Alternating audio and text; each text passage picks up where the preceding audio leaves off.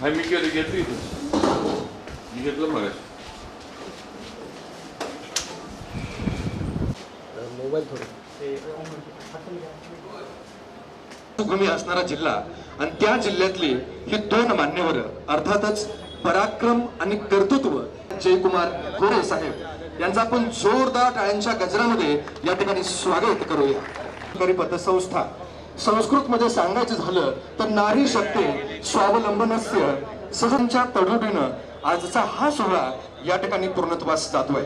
मंडळी असं म्हटलं जातं की महाराष्ट्रातील प्रत्येकाच्या घरापर्यंत साऱ्या सोयी सुविधा झाल्या पाहिजेत अशी ठाम भूमिका असणार केला जातो ते जयकुमार गोरे साहेब. मला तर असं म्हणावंसं वाटतं की पंढरीची सेवा करताना आज त्याचा योग आला. भेट होता काळजाची खऱ्या अर्थाने या दोन मान्यवरांच्या रूपानं पंढरीचं त्यापूर्वी आपण 2022ला संस्थेची स्थापना केली होती. अगदी छोट्याशा जागेमध्ये आपण संस्थेचं कामकाज चालू केलं होतं. आज नवीन प्रधान कार्यालयाची सुरुवात केली आहे. त्यानिमित्त हा कार्यक्रम आयोजित केला आहे. 4 वर्षापूर्वी संस्थेची ठेवी 26 कोटी आणि कर्ज वाटप 14 कोटी असा 40 कोटीचा व्यवसाय पूर्ण झालेला आहे. आणि अशा प्रकारे 50 कोटीच्या व्यवसायाकडे यशस्वी वाटचाल चालू आहे. परत एकदा मी तुमचे सर्वांचे स्वागत करते. अजून एक गोष्ट मला बोलायची आहे. अगदी आम्ही गृहिणी सगळ्या माझे जे संचालक मंडळ आहे ते फक्त आमचे जे पाठीमागं व्यवस्थापन मंडळ उभं आहे त्यांच्यापासून आम्ही इथपर्यंत पोहोचलो. महिला पतसंस्थेने अवघ्या 4 वर्षामध्ये ही वास्तू निर्माण केली. मी जेव्हा राजन मालकांना भेटायला गेलो त्यावेळेस त्यांनी विचारलं की कसं शक्य आहे 4 वर्षात तुम्ही, कारण त्यांच्या सहकारात DCC बँकेचे 2-3 टर्म चेअरमन राहिलेले आहेत, 25 वर्षापासून सत्ता आहे आणि कसं शक्य केलं. तर त्यांना सांगितलं की आम्ही 2 वर्ष डिव्हिडंड घेतला नाही. हा डिव्हिडंड बिल्डिंग फंडमध्ये वर्ग केला आणि अधिकृतपणे DDRच्या मान्यतेने ही वास्तू आपण या ठिकाणी खरेदी केलेली आहे. या ठिकाणी या वास्तूचं आत्ताच उद्घाटन झालेलं आहे. समर्थ पतसंस्था महिलांना नेहमी सक्षम करण्यासाठी प्रयत्न करत आहे आणि बचत गटाच्या माध्यमातून विविध त्यांच्या व्यवसायासाठी कर्ज उपलब्ध करून देत आहे. मी जास्त बोलणार नाही कारण आज जिल्ह्याचे 2 म्हणजे दिग्गज मंत्री महोदय जे की दोन्हीही सातारा जिल्ह्यातून येतात. एक राज्याचे बांधकाम मंत्री व पालकमंत्री सोलापूर गोरे भाऊ हे बोलणार आहेत. उपस्थित बोलणार असल्यामुळे मी थोडक्यात आपलं मनोगत व्यक्त करतोय. या ठिकाणी ह्या ठेवीचा टप्पा गाठताना मला एक शेर आठवतो, मंजिल उन्हीं को मिलती है जिनके सपनों में जान होती है, पंखों से कुछ नहीं होता हौसले से उडान होती है. या ठिकाणी या निमित्तानं या पतसंस्थेच्या कार्यक्रमात एक संस्थापक सुरुवातीला असताना मी एक स्वार्थ साधला. मी जे आज 51व्या वर्षामध्ये पदार्पण करीत आहे त्यानिमित्त मी एक आत्मचरित्र लिहिलं. या आत्मचरित्रासाठी ज्येष्ठ निरूपणकार विवेकजी घळसाशी साहेब यांनी प्रतिक्रिया दिली, अभिप्राय दिलेला आहे. तसंच सुधाकर महाराज इंगळे यांचे अभिप्राय. जन्मापासून ते आज सहकार क्षेत्रामध्ये 28-30 वर्षापासून काम करत असताना मला जे कडू वाईट अनुभव आले, आत्मचरित्र म्हणले की त्यामध्ये खोटं काही बोलायचं नसतं, लिहायचं नसतं. तर नक्कीच आपणाला ते आत्मचरित्र आज जरी त्याच्यावर किंमत 200 रुपये लिहिलेली असली तरी ते आपल्या सर्व उपस्थितांना फ्रीमध्ये आज आपण हे आत्मचरित्र देणार आहोत. तर यामध्ये सहकारामध्ये 28 वर्षातील खरं तर कटू प्रसंग जे आले त्याचाही त्यात उल्लेख केलेला आहे. म्हणजे ते म्हणजे आपणाला वाचल्याशिवाय ते लक्षात येणार नाही. हे आत्मचरित्र लिहिताना निश्चित माझ्या कुटुंबाचंही महत्त्वाचं योगदान आहे. त्यामध्ये माझे आई वडील भाऊ बहीण पत्नी मुले या सर्वांच्या सहकार्यामुळं मी हे आत्मचरित्र पूर्ण करू शकलो. तर या ठिकाणी आत्ता थोड्याच वेळात या आत्मचरित्राचंही प्रकाशन होणार आहे आपल्या सर्वांच्या उपस्थितीमध्ये. व या ठिकाणी बांधकाम मंत्री शिवेंद्र बाबांच्या हस्ते व जयकुमार भाऊ गोरे पालकमंत्री सोलापूर यांच्या अध्यक्षतेखाली हा प्रकाशनाचा कार्यक्रम ही थोड्याच वेळात सुरू होणार आहे. कोंड्याल साहेब, माजी आमदार सन्माननीय राजनजी मालक साहेब, दिनकरजी देशमुख साहेब, सर्व मान्यवरांच्या उपस्थितीमध्ये या ठिकाणी आजची सर्वांच्या जीवनाला प्रज्वलित करणारी आणि समर्थ असणारी दीप जी आहे ती या ठिकाणी प्रज्वलित होतीये. प्रत्येक खातेदाराच्या भविष्यासाठी आणि विश्वासासाठी असणारी दीप या ठिकाणी प्रज्वलित होतीये. नागरी सहकारी पतसंस्था दोन्हीही मनापासून जपण्याचं काम या ठिकाणी करत आहे. हॅलो हॅलो बच्चे.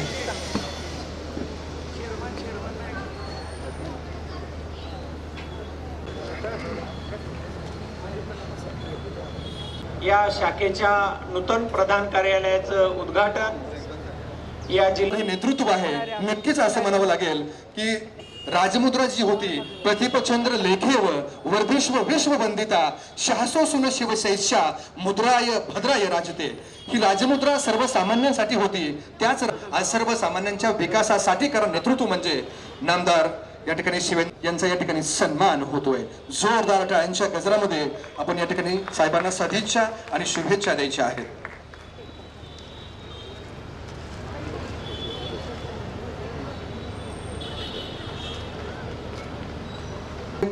यांच्या शुभ हस्ते आजचा हा सन्मान या ठिकाणी संपन्न होतोय.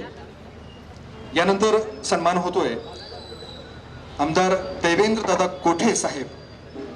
विजय जाधव साहेबांना विनंती आहे की आपण साहेबांचा येथून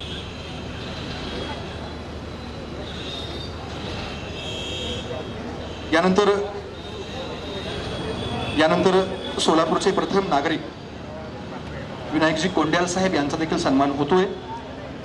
सन्माननीय प्रवीणजी ननोरे साहेबांना विनंती आहे की आपण कोंड्याल सभामध्ये संपूर्ण सोलापूरचा कायापालट करण्यासाठी काम करणारे विनायकजी कोंड्याल साहेब यांचा या ठिकाणी सन्मान होतोय. यानंतर सन्मान होतोय महाराष्ट्र राज्य सहकार परिषदेचे अध्यक्ष सन्माननीय राजनजी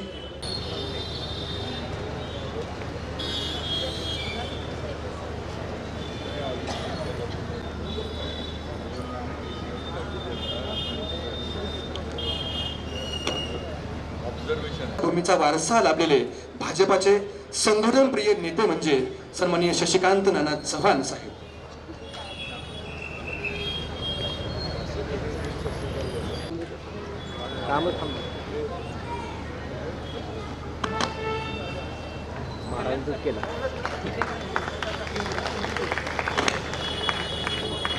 ते जयाभाऊ यांचा या ठिकाणी सन्मान होतोय. समस्त वारकरी मंडळाच्या वतीनं हा सन्मान या ठिकाणी संपन्न होतोय. दिनकरजी देशमुख यांच्या आत्मचरित्राचा प्रकाशन सोहळा या ठिकाणी मान्यवरांच्या शुभ हस्ते या ठिकाणी संपन्न होणार आहे.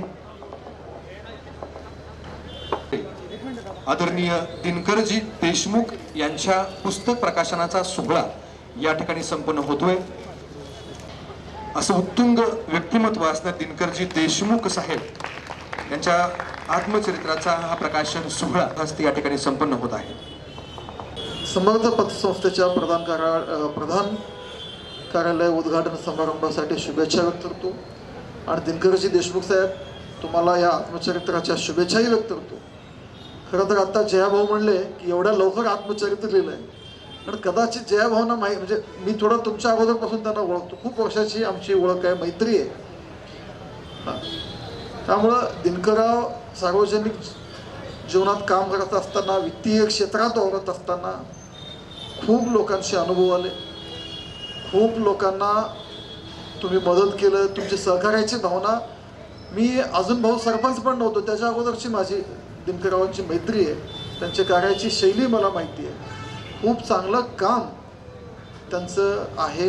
प्रत्येक ठिकाणी ज्या खुर्चीवर बसतो ही खुर्ची लोकांच्या सेवेसाठी आहे. आपण जिथं बसलो आपल्या खुर्चीचा लोकांना काहीतरी उपयोग व्हायला पाहिजे ह्या भावनेतून काम करणारे दिनकरराव, तुमच्या आत्मचरित्रालाही खूप खूप शुभेच्छा देतो.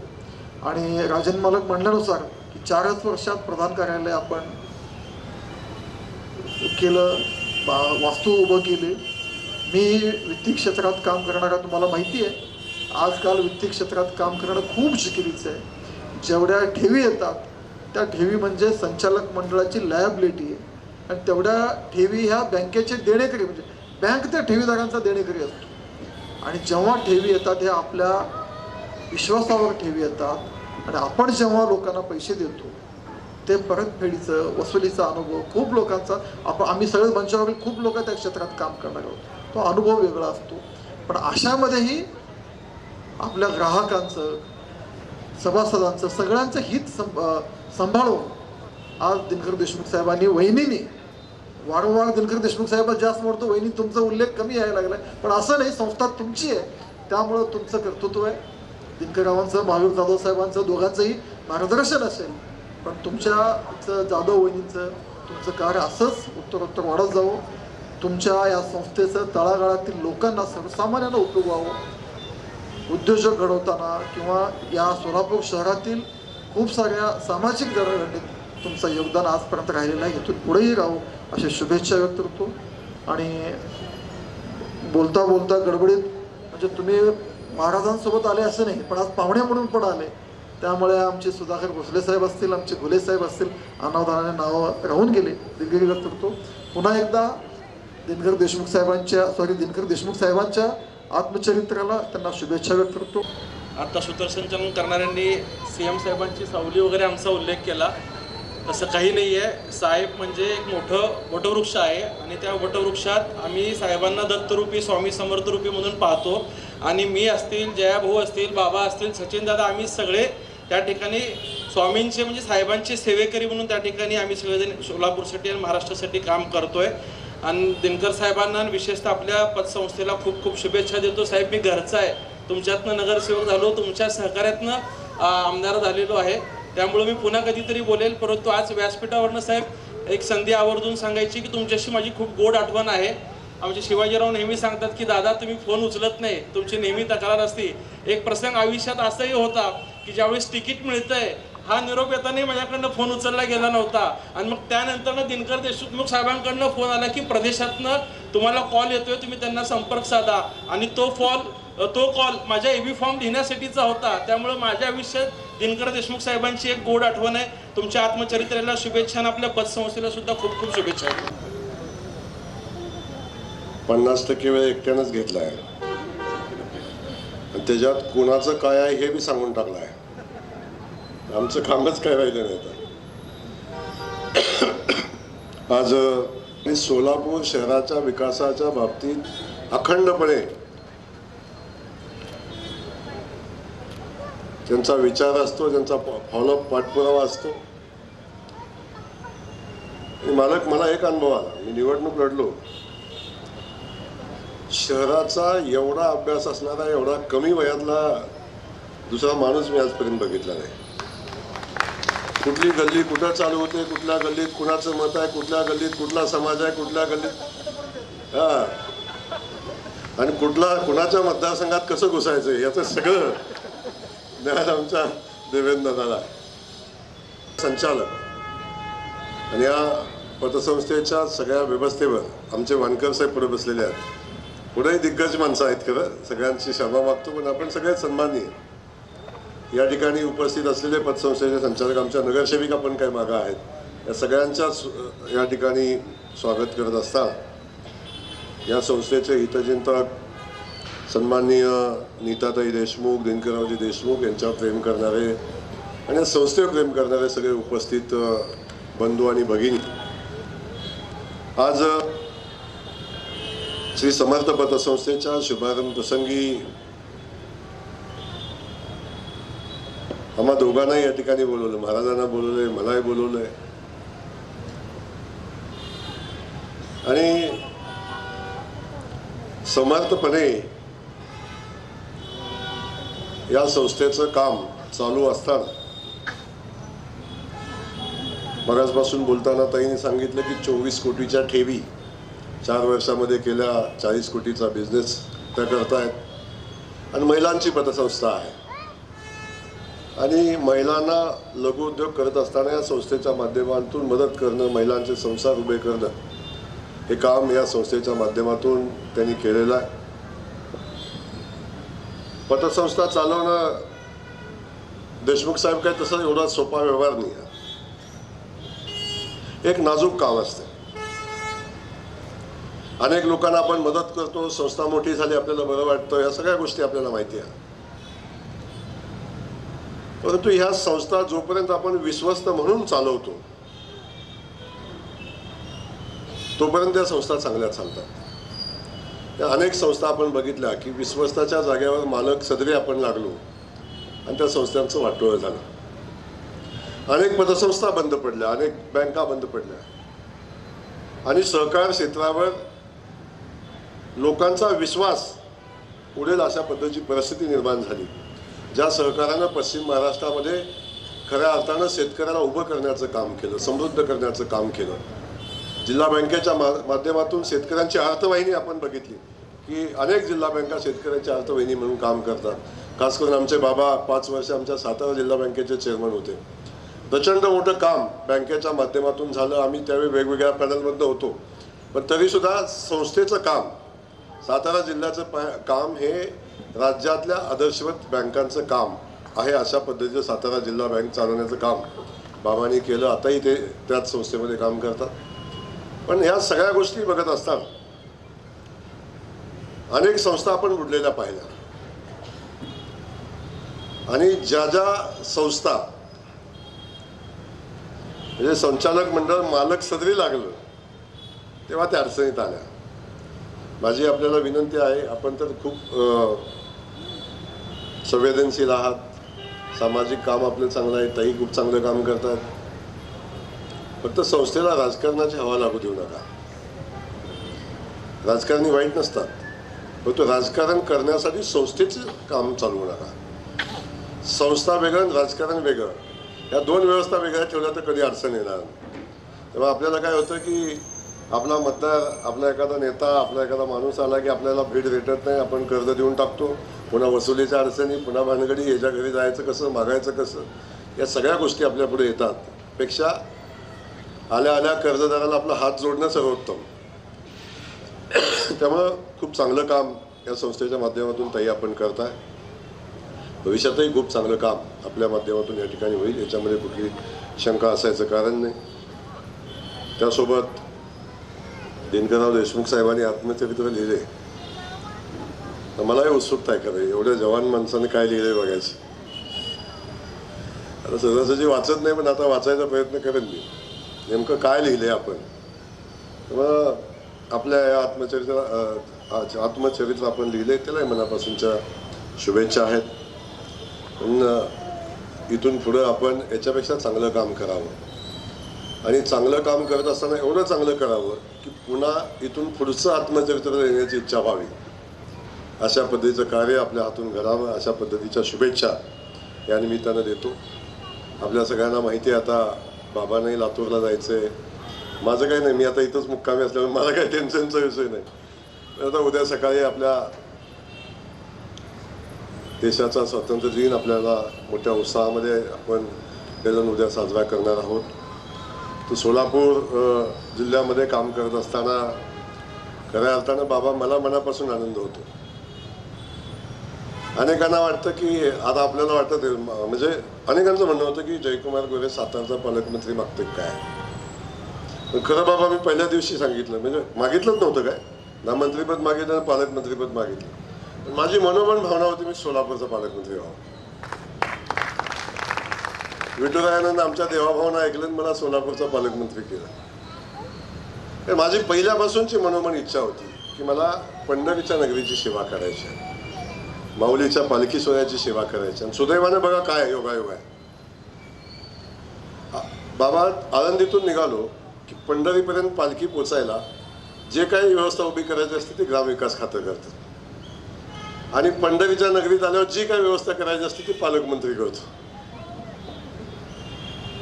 त्यामुळे दोन्ही ठिकाणी सगळी जबाबदारी घेऊन काम करायची संधी मला मिळाली, सेवा करायची संधी मिळाली आणि त्या संधीकडे सेवा म्हणून बघितलं. 2 वर्ष खूप आलेल्या वारकऱ्यांची मनोभावे सेवा केली आणि मोठेपण म्हणून नाही, पण वारकऱ्याच्या चेहऱ्यावरचा जो आनंद बघताना जो आनंद आहे ना दुसऱ्या कशात नाही, आणि ते सुख मी अनुभवले.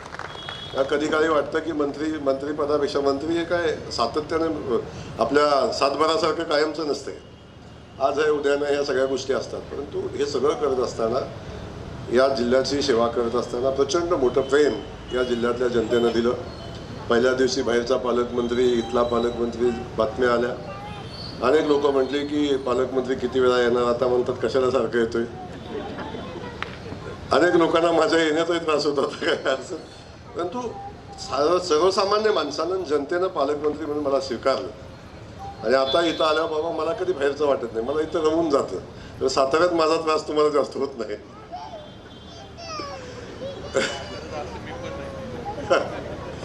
माझी इच्छा आहे तुम्ही सातारचं पालकमंत्री व्हा, बातमी करतील, पण माझी तर मनापासूनची इच्छा आहे.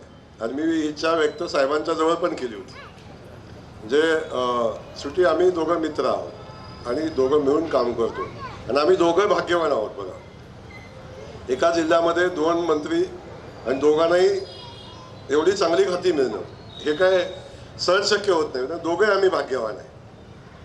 असा योगायोग एकदा आलता सांगलीला, पतंगराव कदम साहेब आणि नाही जयंत पाटील साहेबांना राणाबाद, त्यांच्याकडे ग्रामविकास खातं होतं. बांधकाम त्यांच्याकडे नव्हतं जयंत पाटलांच्याकडे, पण आबांच्याकडे ग्रामविकास खातं होतं तेव्हा. पण आम्हाला खूप चांगली संधी आम्हाला मिळाली. दोघंही मनापासून काम करण्याचा प्रयत्न करतोय. राज्याचे मुख्यमंत्री आदरणीय देवाभाऊंचा कायम आम्हाला आशीर्वाद आहेत, आमच्या कामाला पाठबळ आहे. आणि मला आनंद आहे, सोलापूर शहरामध्ये, जिल्ह्यामध्ये काम करत असताना इथले प्रश्न सोडवण्यामध्ये बऱ्यापैकी यश येते. खूप चांगलं काम या ठिकाणी होतं आहे आणि यामध्ये आपल्या सगळ्यांचे आशीर्वाद पाठीशी राहतात, याचा मनापासूनचा आनंद आहे. आज या समर्थ पतसंस्थेच्या कार्यक्रमाच्या निमित्तानं आम्हाला दोघांनाही बोलवलं, दोघंही सातारकरांना बोलवलं, याचा आम्हा दोघांनाही मनापासूनचा आनंद आहे. आपल्या या कार्याला, देशमुखताई आपल्या कामाला आणि या संस्थेला मनापासूनच्या या ठिकाणी खूप खूप शुभेच्छा. ही संस्था अजून मोठी व्हावी, यातून अनेक गोरगरिबांचे संसार उभे राहावेत, अशा पद्धतीच्या भावना व्यक्त करतो. भाऊ, आपण एक जर हे बघितलं तर तसं बघितलं तर सचिन भाऊनी सांगितलं की पतसंस्था चेअरमन वहिनी आहेत. आणि पण तुम्ही बघा, हे महिलांचं जे हे असते की पुरुषांना कामाला लावायचं घरात, तसंच आहे. वहिनींनी म्हणजे संचालक मंडळात सगळ्या महिला आहेत आणि खाली प्रशासकीय म्हणजे कार्यकारी मंडळ नेमले कामासाठी आणि सगळे त्याच्यामध्ये पुरुष आहेत. त्यामुळं बरोबर त्यांनी काम बरोबर सगळं अधिकार सगळे आपल्याकडे ठेवलेत आणि देशमुख साहेबांना बाकी रोजचं जे काय असेल ते असं त्यांनी केले. पण आज 4 वर्षामध्ये 40 कोटीचा व्यवसाय आपल्या समर्थ पतसंस्थेचा या ठिकाणी आज झालाय. स्वतःच्या कार्यालयात आपण आज पदार्पण करतोय आणि नक्कीच सगळ्यांनीच सांगितलं, जयाभाऊंनी पण सांगितलं, सचिनांना पण म्हटले की पतसंस्था ही काही चालवणं ही काही सोपी गोष्ट राहिलेली नाही. बँका आणि पतसंस्था चालवणं ही काही सोपी गोष्ट राहिलेली नाही. आणि आपल्याला सगळ्यांना सांगतो, हे भाऊंनी सांगितलं की मी बँकेचा, जिल्हा बँकेचा सातारच्या चेअरमन होतो आणि मला वाटते सगळ्यात आज म्हणजे राजन मालकांपेक्षा थोडा कमी असेल, पण सहकारातला तज्ज्ञ म्हटलं तर मी नक्की आहे हे मी सांगू शकतो. कारण मी एक कारखाना, एक जिल्हा बँक आणि 2 बँका चालवत होतो. त्यात कारखाना अडचणीत आला होता, एका बँकेवर RBIनं कार्यवाही केली होती, एक बँक चांगली होती. अशा याच्यातनं सगळं नीटनेटकं करून मी बाहेर पडलो. त्यामुळं मालक 78, 88, 72ची इन्क्वायरी, 71ची इन्क्वायरी, सगळ्या इन्क्वायऱ्या मला पाठ झालेल्या. पण सगळं करून आज हे झालं.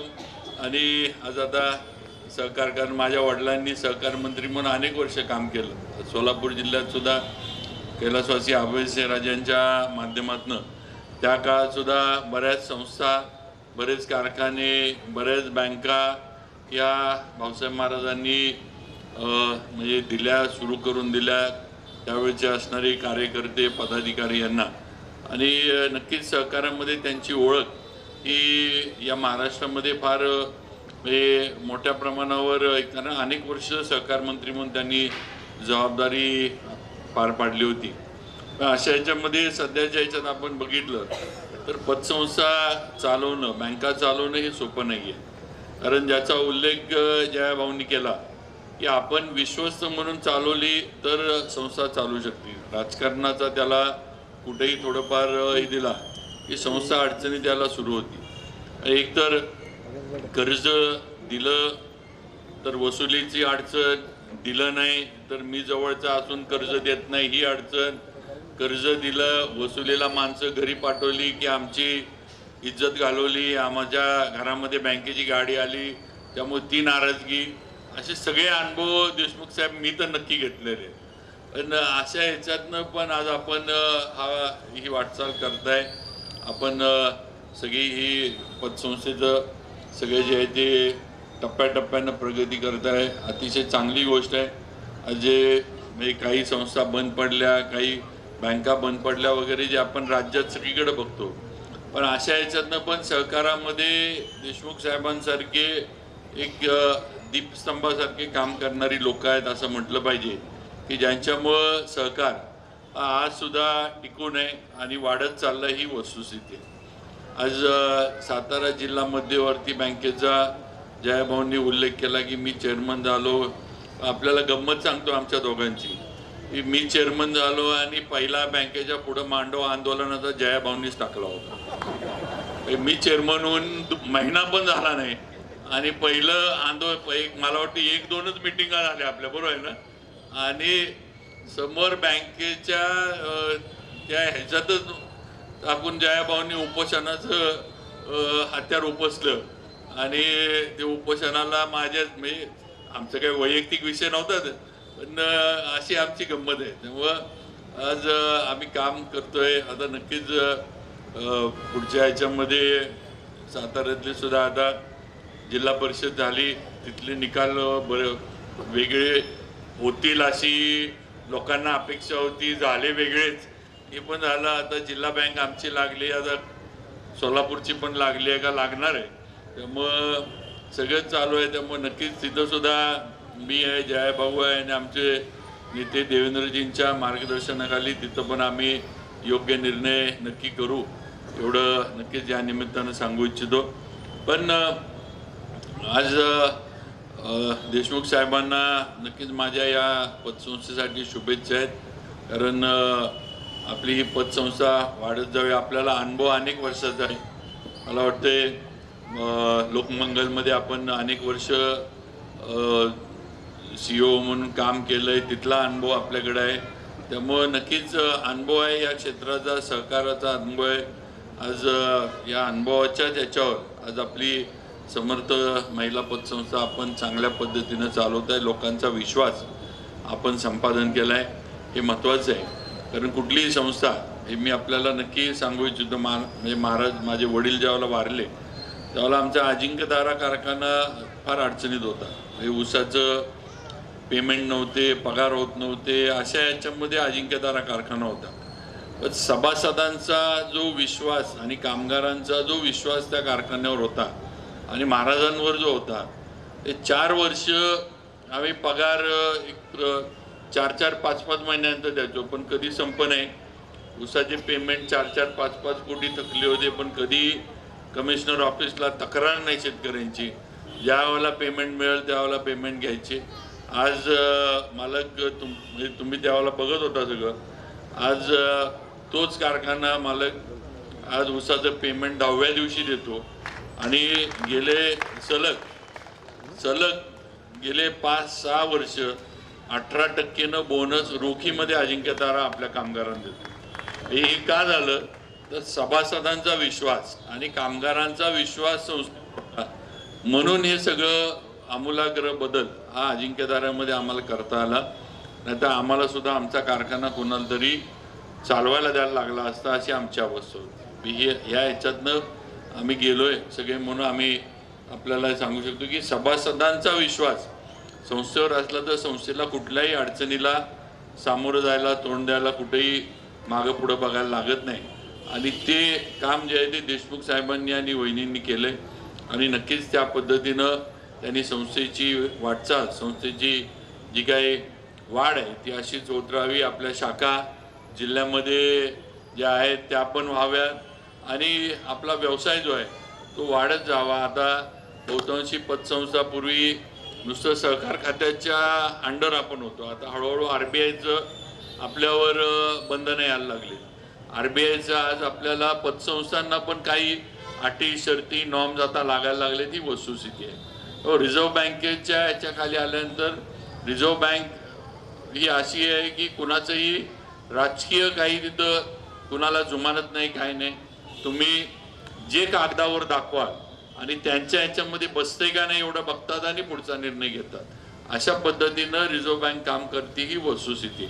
आणि म्हणून सगळं जे काय आहे ते आपलं पुढचं 5-10 वर्षाचं प्लॅनिंग जे आहे ते आधीच करून आपण जी आहे ती हे पुढची वाटचाल ही आपण करावी, ही माझी आपल्याला नक्की विनंती आहे. आज मी सुद्धा 2 बँका चालवत होतो, म्हणजे महाराज गेल्यानंतर. त्यातली एक बँक अडचणीत आली, एक बँक चांगली होती. दोन्ही बँका लागणारी जी काय ती वसुली करून त्या बँकेची दोन्ही बँका आम्ही विलीन केल्या. आणि खरं म्हणजे मला जर विचारा, म्हणजे मागे एकदा जयभाऊ असं आम्ही आमदार म्हणजे ज्यावेळेला सरकारमध्ये आम्ही नव्हतो किंवा त्यावेळेला मला एकदा कारखान्यावरनं म्हटले होते, ले बाबा तुमचं चांगलं आहे, तुम्ही साखर सम्राट आहे. म्हटले मी त्यांना सांगितलं होतं, आठवत असेल तर, म्हटलं जयाभाऊ हे कारखान्याच्या भानगडीत अजिबात पडू नका. हे बाहेरनं जेवढं दिसतंय तेवढं आज काय आता साखर सम्राटांकडे राहिलेलं नाही आहे. म्हटलं अजिबात कारखाना कुठलाही कोण द्यायला येत असेल तर घेऊ पण नका आणि चालवायला पण जाऊ नका. कारण काय आहे ते एकदा हातात आल्यानंतर आणि गळ्यात पडल्यावर कळतं की ते कारखान्याचं काय. तसंच पतसंस्थांचं पण आहे. माझं वैयक्तिक म्हणजे देशमुखचं आपलं पण माझं वैयक्तिक मत आहे की आपल्या एखाद्याचं ब्लड प्रेशर आणि शुगर मागं लावायची असेल तर त्याला पतसंस्था देऊन टाकायची. त्याला आपोआप शुगर लागते आणि ब्लड प्रेशर काहीतरी होतं. असा हा पतसंस्थांचा उद्योग आहे. पण यातनं पण आज देशमुख साहेबांसारखी लोक तेवढ्या ताकदीनं काम करतात. लोकांचा, सभासदांचा, ठेवीदारांचा विश्वास आज ते संपादन करतायत, ही नक्कीच एक अभिमानास्पद गोष्ट आहे असं मला तरी वाटतं. आणि शेवटी संस्थेचं आर्थिक बाजू जर बघायची असली तर ती कुठल्या ह्याच्यावरनं, शेवटी संस्थेची स्वमालकीची इमारत आहे का नाही हे सगळ्यात महत्त्वाचं संस्थेच्या आर्थिक क्षमतेचं लक्षण आहे, आपण लक्षात घ्या. आज ही आपली पतसंस्था, समर्थ पतसंस्था स्वमालकीच्या इमारतीमध्ये आपलं प्रधान कार्यालय सुरू करते आहे. हे सभासदांनी आणि ठेवीदारांनी लक्षात घेतलं पाहिजे की हेच जे आहे की संस्था ही आर्थिकदृष्ट्या सक्षम आहे याचं उदाहरण हे ह्याच्यावरूनच आपल्याला दिसतं, ही वस्तुस्थिती आहे. त्यामुळं नक्कीच आपल्या माध्यमातून पुढं वेगवेगळ्या योजना राबवल्या जाव्यात. आता व्यवसाय करायचा कसा हा एक, जेवढा आपण वेगवेगळ्या योजनाही करू तेवढा व्यवसाय आपला वाढत जाणार आहे. आपण जर पूर्वीसारखं नुसतं गाडी, घर आणि कुठं छोट्या मोठ्या यांच्यापुरतं व्यवसायाचा घेतच बसलो तर आपण मर्यादितच व्यवसायात राहणार ही वस्तुस्थिती आहे. थोडं नाविन्यपूर्ण काही योजना आपल्याला राबवता आल्या. आपले कर्जाची जी मर्यादा आहे ती जेवढी काय आपल्याला दिली गेली असेल त्या मर्यादामध्ये जास्तीत जास्त आपल्याला कसं जे काही उत्पन्न आहे ते मिळवता येईल हा प्रयत्न करणं, कमी व्याजाच्या ठेवी मिळवणं, त्या सगळ्या गोष्टीचं एक तारेवरची कसरत आहे. ती कसरत नक्कीच संस्थेला करायला लागते, संस्था चालकांना करायला लागते. पण नक्कीच वहिनी असतील, देशमुख साहेब असतील, हे दोघेही त्या पद्धतीनं आपल्या संचालक मंडळांना बरोबर घेऊन हे सगळं करतात, पुढंसुद्धा करत राहतील याची मला नक्की खात्री आहे. मी त्यांना शुभेच्छा देतो. त्यांचं आत्मचरित्राचं पण आपण प्रकाशन केलं, त्या निमित्तानं पण सन्मान्य देशमुख साहेबांना आत्मचरित्राच्या आज प्रकाशनाच्या शुभेच्छा देतो. नक्कीच त्यामध्ये आपले म्हणजे एवढे कमी वयामध्ये आपल्याला आलेले जे काही अनुभव असतील ते आपल्या आत्मचरित्राच्या माध्यमातून लोकांपर्यंत आणि ज्यांना पुढं मोठं व्हायचं आहे त्यांच्यापर्यंत नक्कीच या पुस्तकाच्या माध्यमातून पोचतील अशी खात्री नक्कीच मला या निमित्ताने आहे. तेव्हा आपल्याला त्यासुद्धा शुभेच्छा. परत एकदा उद्याचा स्वातंत्र्य दिन आपला भारताचा आहे. स्वातंत्र्य दिनाच्या पण आज आपल्याला सर्वांना माझ्या वतीनं शुभेच्छा देतो. उद्या जयाभाऊ आहेतच शुभेच्छा द्यायला, पण मला लातूरला जायला लागणार आहे, कारण लातूरची जबाबदारी देवेंद्रजींनी माझ्यावर दिली. त्यामुळे तिकडं उद्या मला स्वातंत्र्य दिनाच्या कार्यक्रमाला पोचायला लागणार आहे. त्यामुळे जास्त वेळ घेत नाही, पण आपल्या सर्वांचं मनापासून हे संचालकांचं अभिनंदन करतो. आणि मी असेल, जयाभाऊ असतील, आम्ही दोघंही हे ज्याचा उल्लेख त्यांनी केला की सातारा जिल्ह्यामध्ये, पण शेवटी आम्ही दोघंही किंवा सचिन भाऊ आम्ही सगळे जे काम करतोय आज लोकप्रतिनिधी म्हणून, आम्ही सगळे शेवटी देवेंद्रजींच्या नेतृत्वाखाली आणि त्यांच्या आशीर्वादानं काम करतोय. आता आम्ही पण अनेक वर्ष आमदार म्हणून होतो, पण आम्हाला कधीच काम करण्याची संधी जिकडं आम्ही होतो तिकडं आम्हाला दिली गेली नाही, ही वस्तुस्थिती आहे. ज्याचा उल्लेख भाऊंनी केला की यावेळेला सातारला पहिल्यांदा 2 मंत्रिपदं मिळाली, पण एक काळ भाऊंना पण माहिती आहे असा होता की 8-8 आमदार एका पक्षाचे निवडून यायचे, पण मंत्री एकच व्हायचा त्याच्या, ते पण 4 जिल्ह्यांचेच मंत्रिपद असायचं आमचं, कारण कृष्णा खोरे त्यावेळेला 4 जिल्ह्यांपुरतंच होतं. पण या उलट सांगलीच सचिन भाऊ होतं, हे पतंगराव कदम मंत्री, RR आबा मंत्री, जयंत पाटील मंत्री, निवडून तिघंच यायचे आणि तिघं पण मंत्री व्हायचे. अशी आम्ही गमती आपलं तिकडं असताना आम्ही बघायचो. पण आता काय ही वस्तुस्थिती आहे. म्हणजे ठीक आहे, आजच्या कार्यक्रमाचा हा काही संबंध नाही, पण ओघाओघानं विषय निघाला. पण एक आहे की सातारची लोक जिथं जातील तिथं आपली चमक जी आहे ती दाखवतात. हे जयाभाऊंवरनं सोलापूरवासियांना लक्षात आलं असेल. आणि अजून बरंच जे काय आहे ते जे जसं सूत्रसंचालकांनी सांगितलं की डॅशिंग आहे, अजून बराच जयाभाऊंना डॅशिंगपणा करायला लागणार आहे सोलापूर जिल्ह्यात, आणि त्यांनी तशी तयारी पण करून ठेवली आहे. आता मला वाटते नुसती सुरुवात आहे डॅशिंगची. एक काय आपलं महानगरपालिका झाली, तुमची जिल्हा परिषद झाली, आता असंच हे जे आहे ते सगळ्यात महत्त्वाचं म्हणजे मला वाटतंय जी गेलेली लोकसभा आहे तिथपर्यंत तरी जयाभाऊंचा डॅशिंगपणा चालू राहणं गरजेचं आहे असं माझं वैयक्तिक मत आहे. त्याशिवाय काही ते जे मागचं थोडं जे काही झालं होतं ते देवेंद्रजींच्या मनातनं तसं निघणार नाही, कारण ते फार मोठी सल ही देवाभाऊंना नक्कीच ती त्यांच्या मनाला आहे. त्यामुळे नक्कीच जयाभाऊ असतील सगळेच आम्ही एकत्र राहून चांगलं काम करू. आणि देशमुख साहेबांना पण जिथं मदत लागेल तिथं मदत नक्कीच आम्ही काय जे काय सहकार्य लागेल ते करू. बाकी जसं मी जयाभाऊ म्हणजे लातूरला जाता जाता झालेलो पाहुणा आहे कार्यक्रमाचा, अध्यक्ष म्हणजे सुधाकर मला म्हटलं 15 ऑगस्ट आहे आता जाणार आहे, म्हटले उद्घाटन पण आहे, म्हणले कार्यक्रम तेवढा घेऊया का, म्हटलं की आता काय म्हटलं आता लातूरला जायचं आणि काय दुसरं आता कुठंतरी मला उशीर झाला म्हटलं जेवायला लागणार आहे. सुधाकर म्हटलं घरी जेवण करतो, म्हटलं घरी जेवण, म्हटलं आता हॉटेलला जेवण्यापेक्षा घरी जाऊन म्हटलं जेवण पण होऊन जाईल. मग तेव्हा असं गोल फिरवून आणलेला अध्यक्ष मला सुधाकरने केलाय असं म्हणावं लागेल. हे त्याला काय जाऊ दे, गमतीचा भाग सोडू आपण. पण मी देशमुख साहेबांना परत एकदा आजच्या बहिणींना त्यांना शुभेच्छा देतो, सर्व संचालक मंडळाला शुभेच्छा देतो.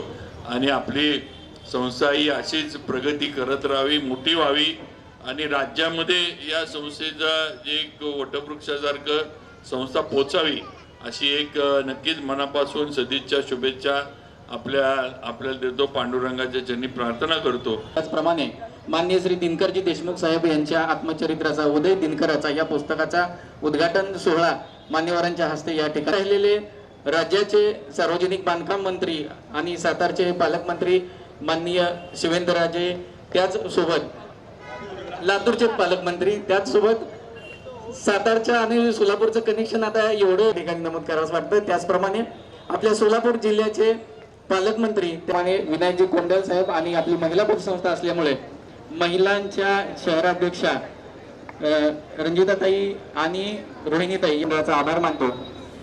त्याचप्रमाणे आपण सर्वजण उपस्थित राहिला त्याबद्दल आपण देखील मनापासून आभार आहे. आपण सर्वांनी जेवण केल्याशिवाय या ठिकाणी जाऊ नये अशी संचालक मंडळाच्या वतीनं मी विनंती व्यक्त करतो आणि माझे 2 शब्द संपवतो. जय हिंद.